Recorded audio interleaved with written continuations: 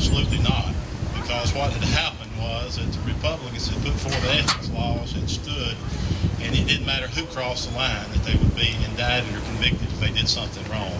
So I think for people like John Merill that's here today, and John's a dear friend, does an outstanding job as your Secretary of State. John, when he was in the House of Representatives, Clay Schofield, our senator, is back there that represents the south end of the DeKalb County. Those two guys, you should applaud them for putting the ethics law together that's stronger than anything else in the country. So those guys certainly deserve a round of applause. I think that goes to show that the state of Alabama is cleaning up its corruption. It's not going to stand for it anymore. You know, the thing that has enticed me, I think this session and becoming majority leader, it's kind of ironic that Tim and Tommy are both here. We had some issues in the caucus, and of course, Tommy being a dear friend, I was going home from church on Sunday, and my phone had rang a couple of times about what was going on. And Tim Wadsworth called me, and he said, "Let me ask you a question." I said, "What's that?" He said, "Would you consider running for majority leader?" And I appreciate that, Tim, and appreciate Tommy's support. Tommy probably campaigned harder for me in the House than I did. I think he talked to everybody down here.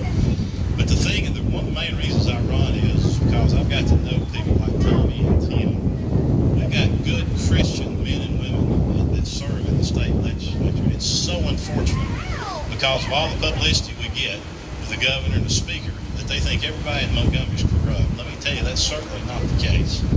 Some of the best people I've ever met in my life I serve with in the House and the Senate. And Clay and the guys that's here today can tell you the same thing. We got good Christian men and women. And that's the reason I ran for majority leader, because it's unfortunate that everybody gets cast in the same light, because that's certainly not the case. And you got people here today that bears that as a witness. You know, there's many times in Montgomery, especially now, where I'll stay through the weekend. And a lot of times, if I ever want to find John Merill, if it's on Friday afternoon, I can just about tell you he's going to be in his office. You know, these guys are dedicated to their job, and they're trying to do what you sent them down there to do. And I think we should applaud them and thank them for a good job in what they're doing. This session has been kind of different. And I spoke with the speaker yesterday, and I think every day this week we've talked. But, you know, one of the things that I think that has this session with the impeachment process, of course, it's had to start in the House, and it probably took up a couple of good weeks of legislation. I mean, it really did. And then we went to a filibuster caused by the Supreme Court. The United States Supreme Court said we had to redo our district lines. And the reinforcement took up another week. But I'm proud to announce that in the House of Representatives this year, we passed 217 bills, House bills that come through. And they were, you know, we had the first that I know of since I've been down there, we had the first pro-life day. And I remember very well meeting in the Speaker's office that morning. We meet every Tuesday morning with the minority caucus. And they assured us that if you do a pro-life day in this House, there's going to be a fight. And guess what? We was ready for the fight. And after it was over with, we passed all three of the bills that come up. And they've been signed into law by the governor of Alabama.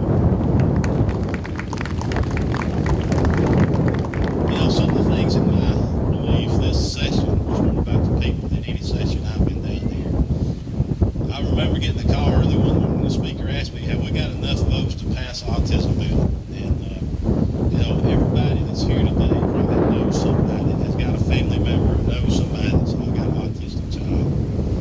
And it had become a fight with the big lobbyist in Montgomery. And that's just the way it is. And he called. He said, "I heard that one of the lobbying groups said it's dead." He said, "They don't run this House. They don't run this chamber." He said, "We got enough votes to get out." And I said, "Mr. Speaker, I'm pretty sure we do." He said, "Well, find out and get back to me." So I did, and I told him, I said, "We need to put it on the calendar today because our members are ready to help the kids of this state." And not only did they pass it, but they passed it by 102 votes. So and that was the people speaking for what they wanted for our children in the state of Alabama. And it was heard loud and clear. And when it come out of the House chamber, it certainly was heard loud and clear. And I think Senator Schofield and them passed it 30-1. 30, is that right? Am I right? So the people, this session in my mind, from the time I've been down there, this session was the people's session. Bills that they wanted to come up, we got passed. Tommy Haynes had a bill called the Kelsey-Smith bill. We had worked on that for 2 years. It's one of the simplest things you could think would ever happen in the world. There was a girl in Kansas that got abducted. and they couldn't find her body. They had asked one of the major cell phone companies if they could ping her phone, and by law they couldn't do it. You know, once they finally got the court and got it done, after they looked for how many days? For 4 days. They had been looking for 4 days. Once they had pinged the phone and got that done, they found her body in 30 minutes. Think about that. That bill will save people's lives, and it was a bill that the people wanted. You know, we passed the bill. I was fortunate enough to carry the direct primary care bill, and it's going to make a difference in Alabama and how we take care of our people as far as medicine is concerned. You know, if you want to go see a doctor, all you got to pay is a simple monthly rate, go to the doctor and leave. There's no copay, there's no insurance involved, and I certainly believe it's going to have an impact on how we treat our kids and how our health is through the years to come. Yeah, after we look back at what happened in this session, I'm kind of proud of what we've done and what we've accomplished. We had a lot of hard fights and a lot of nights. I think one morning we went at 9 o'clock and didn't get done until 4:30 the next morning and come back. That morning at 8 o'clock, I was back at the office at 8 o'clock, and we stayed till midnight that night. So there's no question that the people got their money's worth. But if you talk about the autism bill, the midwifery bill that had been trying to get passed for 13 years, that the special interest had killed year after year after year, it come out of the House unanimous. I think this session was a people's session. And I think the state of Alabama made a strong statement that history is history. Leave our monuments alone. You know, people deserve the right, good, bad, ugly. That fight had been going on for 2 years, but it was right to the end this year. We got it out. And there, you can't take monuments down in Alabama. You know, whether you like history that's happened or not, it's still history. And we always should remember and go back and the good and the bad of both. But it's certainly been an honor to serve as the majority leader this year. I look forward to what's ahead of us. You know, we've got a lot of work to do in Alabama. There's no question about that. You know, the infrastructure, the prisons, and some major issues we've got. But I'm very proud of our Republican caucus. We stood together, especially down the end. You know, some of these votes we're talking about, you had to have just about every member. And they stayed in there even to 4:30 in the morning. We passed one of the best general fund budgets we could pass with the money we had. We put $94 million back from next year, just in case Medicaid continues to grow like it is. It secures us, and we've got another year without having to burden taxpayers. You know, we had one of the best education trust fund budgets this state's ever passed. The last 2 years, it's been the best education trust fund in the last decade. We've put more teachers in classroom, more buses on the road. We've gave teachers pay raises. And today, we're getting computers in classrooms, even in DeKalb County.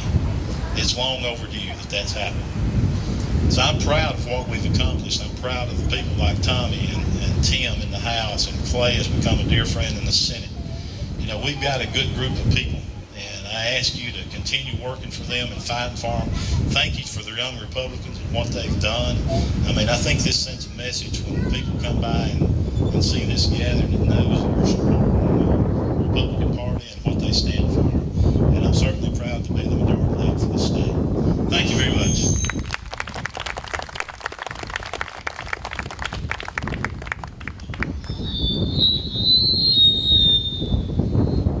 Must not like me.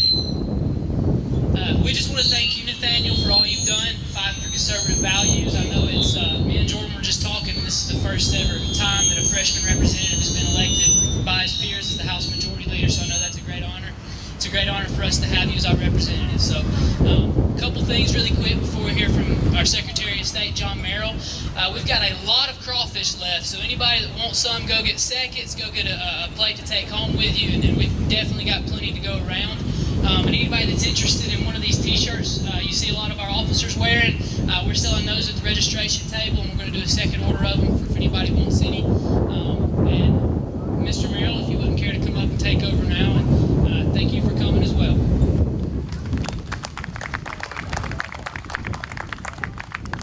Thank you, partner. It's always good to be back in DeKalb County. A lot of you have heard me share this before because I consider this as part of my second home. From the time I was in the 5th grade until today, I've been a regular visitor to this county. When I was in the 5th grade, I went to Comer Scout Reservation up in Mentone for the first time. And I've been coming up here every chance I've gotten as as often as I could since that time. I was up here as a camper for 5 years, and I worked at Comer for 2 summers when I was in the 11th and 12th grade. Of course, we'd come down into Fort Payne, and we'd go to the theater back when the cab still showed movies over there, and we'd visit around here, and this is where we'd come to town when we'd get to come on the weekends. But this is a great part of the state of Alabama, one of the most picturesque parts of Alabama. I was talking to Mayor Battle earlier, and Cindy and I were in Huntsville this morning, but as soon as our commitment there ended, we left and we stopped over here at the subway on the other side of the bridge and ran on up to Little River Canyon and walked down into the bottom of the canyon down by the river and just had a picnic lunch and had a grand time. That's become one of her favorite places. It's been one of mine since I was a little boy, but there's no place like coming to DeKalb County. And one of the things that amazed me recently, I spoke to a youth leadership group from Lawrence County. We were over in Moulton, and one of the young men asked me a question that I had never been asked by any young person before. They said, "Where is your favorite place in the state to visit?" I said, "Well, it's a place up in DeKalb County," and I said, "It's called Little River Canyon." I said, "I love to go there because it's so peaceful and it's always just real pleasant for me, and it's a relaxing place for me to go." And he said, "Well, I've never heard of it." And I said, "Well, you got to go." And so I saw him again at their graduation program just the first part of this month, and he said, "I'm still going up there this summer, so I hope that he'll bring some of his friends and they'll develop a love for it the way that I have." It's been my honor to serve as your Secretary of State for the last 27 months. And I want you to know that it's a privilege that I do not take lightly. One of the commitments that we made when I became your secretary was to ensure that each and every eligible U.S. citizen that's a resident of Alabama is registered to vote and has a photo ID. The reason that I tell you that just that way is because we want to make sure that each and every person that wants to participate in the electoral process is allowed to do that at the level that they want to participate. We want everybody to vote, but just one time. And we want to make it easy to vote and hard to cheat. Now, you know, our office, the Office of the Secretary of State, is not an office that a lot of people are familiar with. But the Office of the Secretary of State is the oldest office in the history of Alabama. Alabama had a Secretary of State before we were a state. In 1818, Henry Hitchcock was appointed by President James Monroe, who was our 5th president, to serve as Alabama's first Secretary of State. Now, he served ably in that role in 1818 and 1819. Alabama became the 22nd state admitted to the Union December 14th, 1819. And since that time, we've had 48 individuals who've served as Alabama's 53 Secretaries of State. And I'm the 53rd Secretary of State. Now, it's not lost on me that there have been 52 before me, and Senator, they're going to be some number after me. We just hope it's not too soon. But the reason that I share that is because we're not going to solve all the problems that are introduced to us, and we're not going to be able to address all the issues that are presented to us. But we will make a commitment that we'll do everything we can each and every day with all the enthusiasm that we can muster.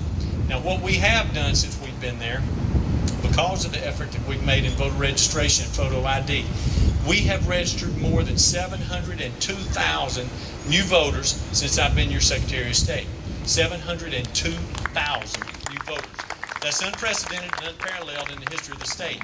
We now have more than 3.2 million voters. Now, we took people off the voter rolls to the tune of 250,000 people. People that had moved out of state, people that were now incarcerated, had been convicted of crimes of moral turpitude, or maybe they had passed away, but they didn't need to be on the voter rolls anymore. So we removed more than 250,000 of those people to streamline our rolls, and that's why we have 3.25 million now. Now, we still have some people who say that the voter photo ID component was designed to keep people from participating in the process. But it's hard to make that argument when you know that on March 1st, 2016, we had 1.25 million people vote in the primary. That's more than have ever voted for president or for governor in the history of the state. And then on November the 8th, we had more than 2.1 million voters participate in the primary, in the general election, which is more than have ever participated in a general election before. That broke every record for participation in primaries and general elections. And we did not have one incident where one person went to the polls and was denied access to vote because they did not have a photo ID. So when we tell you we're making it easy to vote and hard to cheat, the empirical data supports that. We're real excited about it. In the area of business licensure and corporations. One of the things that we've done when we got there, we were 7 to 9 months behind on business filings. We've streamlined that process, and one of the things that we've been able to do is we've been able to knock that system down. Now I'm going to tell you a little story, and then I'll sit down, but this will put it in perspective for you. One day, when my chief of staff went to see the director of businesses, he asked her, why can't we see if we can streamline the process like we do when people pay the extra fee to get the paperwork done in one day? And he said, well, it's 3 days. Well, see, the problem was when we ran, they were 7 to 9 months behind on business filings, 7 to 9 months behind. They had knocked it down to 41 days. So they had done that on their own in the first 14 months we'd been there. But he was trying to see if we could get it down even less. Well, he asked her, what can we do to make it happen where people pay the extra fee to get it done in a single day? She said, well, if we do it like that, it'll be 3 days. He said, no, I mean, when they pay the extra fee to get it done in a day, how can we do it from intake, process, and execution to completion? She said, well, it's 3 days. He said, won't you tell me what you're talking about? She said, well, a day is 24 hours. He said, right. She said, and a work day is 8 hours. He said, right. She said, so we have 3 work days to get it done in a day. And he said, I don't think that's what the Alabama legislature intended when they said we could charge the extra fee to get it done in a day. 2 weeks later, we had our letter of resignation. We knew we'd been living in the land of Oz, Nathaniel, but one of the things that we discovered when we looked behind the curtain, there was no wizard. There was just somebody back there leading by the whack-a-mole principle, hitting people in the head with a club. And we knew it was time to make a change. So she left, and what I'm proud to report to you is as of yesterday, for 48 consecutive weeks, we've been at same day on business filings. We were able to reduce it from 41 days down to 1 day. We did that with 12 less people than were there when we started. And cost savings that have been line by line more than $1.8 million since we've been there. So we're very excited about the things that are going on in the Office of Secretary of State. We're not moving at the speed of government anymore. We're moving at the speed of business. And we're making it easy to vote and hard to cheat. And we're working for you each and every day. We thank you for that privilege and for the opportunity to be with you today in DeKalb County. Thank you so much for making us feel so welcome.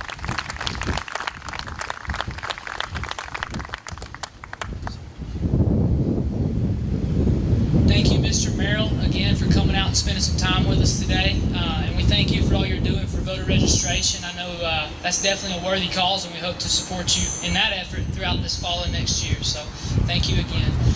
Next up, we're going to have the Huntsville Mayor, Tommy Battle. He's here with us today, and he's going to come talk to you guys next. We appreciate you coming. And seriously, go get some crawfish. We're going to have way more crawfish to take home than I need. Cole, thank you for all that y'all have done here. It's been a great day. I'm glad that you could get John Merill out. John's usually kind of shy and doesn't come out a lot of places. If you want to look and find somebody who's been across this state more than anybody else, it's John Merill. And thank him for coming out. I want to introduce my wife here, Eula Battle. Mrs. Battle is a 31-year veteran of the public school system. Was 27 years as a kindergarten teacher. So at my house, when you get in trouble, you either get put in timeout or maybe you have a color pulled or something. So that's kind of the way that the Battle household works. But to each of you, I want to say thank you. Thank you for doing what you do.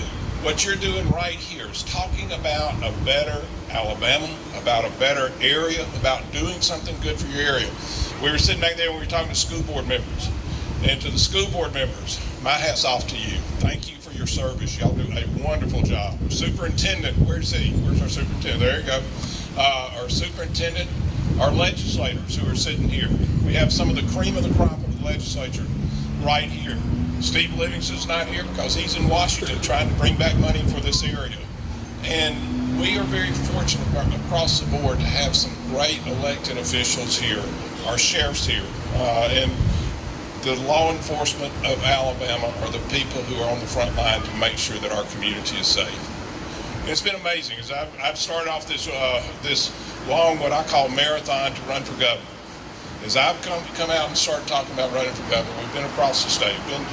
Last week we were in Gadsden. We've been to the Tri-Cities area. We've been down to Montgomery. We've been to Auburn. We've been to Dothan area. Been across the state and gotten to see a lot of people. And everybody's looking for the same thing. Everybody's looking for a good job and a chance at having a great economy and a great life. They want a good education system. They want a great public education system. And I'm for a public education system because that is number one. I get to talk about education about 3 minutes, then Mrs. Battle steps in and tells me what I should be doing, what I should know, because she's been on the front line and in the trenches, and she tells me what I should know. But public education is key, and if we don't have public education, we don't have jobs. We can't bring in industry if we don't have public education. If we don't have infrastructure, and infrastructure is something that the legislature has been struggling with this last session, and something that we're going to be able to take care of in the future. We've got to have an infrastructure. We've got to have a highway system. We've got to have a system that lets you get from here to there. Without an infrastructure, you cannot grow.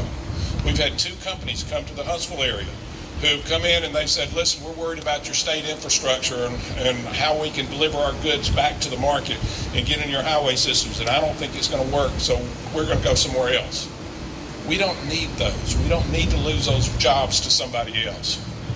And then finally, you got to have safety. And safety comes from those guys, like the sheriff and like a lot of other people who are here, those law enforcement officers who are out there on the front lines. Those law enforcement officers who come in and make sure that we have a safe community. If you don't have a safe community, you can't get anywhere. One of the things I want to say is I came in today, Hila and I were coming in, we were driving in, we saw the flags up for Memorial Day. What a great tribute to those who have fallen. This is Memorial Day, and a lot of us, we have a lot of events happening. This is a great event. We've had great weather. Others have been to the lake, been to Little River Canyon, been to other places, and we've seen a lot of, we've done a lot of things. But take a moment out as you come through this Memorial Day. Take a moment out and say a little prayer for those who have fallen. Because those who have fallen are the ones who allow us to do what we're doing today. Allow us to come out here and eat crawfish and talk about America and talk about Alabama and talk about how we can have a better community. Those who have fallen are the ones who we play tribute to this weekend, and it's a great tribute. In Gadsden last week, we were there. We started off with a prayer. We started off with a pledge of allegiance. Then we sang God Bless America. And that was one of the things that when we did that, you start thinking, what a great country to be sitting in. What a great town to be sitting in, where we start off something with a prayer, and we go to the Pledge of Allegiance, and we do God Bless America.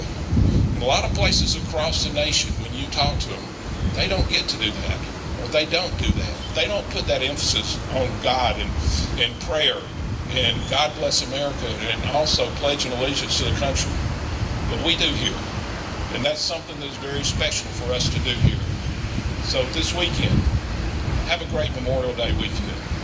Stop for just a minute and say a little prayer for those who fell so that we can do this today. Thank y'all for coming out.